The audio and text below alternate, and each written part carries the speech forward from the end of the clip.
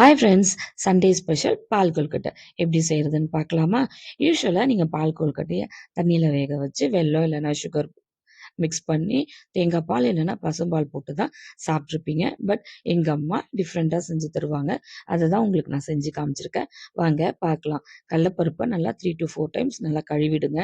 கழுவிட்டு குக்கரில் தண்ணி விட்டு கடலப்பருப்பு போட்டு கொஞ்சம் நெய் விட்டு 3 to 4 விசில்ஸ் வச்சு எடுத்துக்கோங்க. அது விசில் ரெடி ஆகிறதுக்குள்ளே நம்ம இங்கே ஒரு கொழுக்கட்டைக்கு ப்ரிப்ரேஷன் பண்ணி வச்சுக்கலாம். ஒரு பேனில் கொழுக்கட்டை மாவு போட்டு உப்பு தண்ணியை போட்டு நல்லா மிக்ஸ் பண்ணி சப்பாத்தி மாவு பதத்துக்கு பிணைஞ்சிட்டு கையில் எண்ணெய் நல்லா தொட்டு தொட்டு இது மாதிரி குட்டி குட்டி பால்ஸாக ரெடி பண்ணி எடுத்துக்கலாம். அதுக்குள்ளே இங்கே கடலப்பருப்பு வெந்திருக்கும். அதை வேற ஒரு பாத்திரத்தில் மாற்றி நல்லா ஒரு 5 மினிட்ஸ் கொதிக்க விடுங்க. கொஞ்சம் தண்ணி விட்டு நல்லா கொதிச்சுட்டு இருக்கும்போது இந்த உருட்டி வச்சிருக்கோம் இல்லையா, அந்த பால்ஸை அதில் ஆட் பண்ணிக்கோங்க. ஆட் பண்ண உடனே அதை மிக்ஸ் பண்ணிடாதீங்க.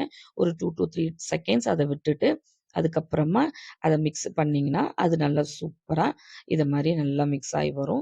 ஒரு 5 to 10 மினிட்ஸில் வெந்துருங்க. அதுக்கப்புறமா பொரிச்சு வச்சிருக்க அந்த பிடிச்ச வெல்லத்தை இதோட மிக்ஸ் பண்ணிக்கலாம்.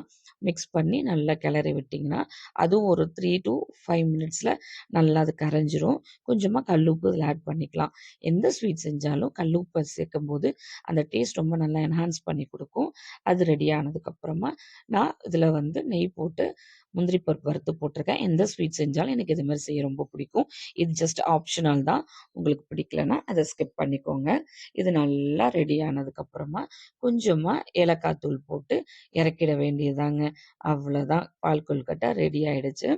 இதை நீங்கள் சர்வ் பவுலில் போட்டு தேங்காய் பால் இல்லைன்னா பசும்பால் போட்டு நீங்கள் ஆட் பண்ணி இதை சாப்பிட்லாம். ரொம்ப நல்லாயிருக்கும். இந்த டிஃப்ரெண்ட்டான பால் கொழுக்கட்டை எப்படி இருந்ததுன்னு எனக்கு கமெண்ட்ஸில் உங்கள் ஃபீட்பேக்கை சொல்லுங்கள். பிடிச்சிருக்கும் நம்புகிறேன். என்னோடய சேனலை சப்ஸ்கிரைப் பண்ணி எனக்கு சப்போர்ட் பண்ணுங்கள். தேங்க்யூ.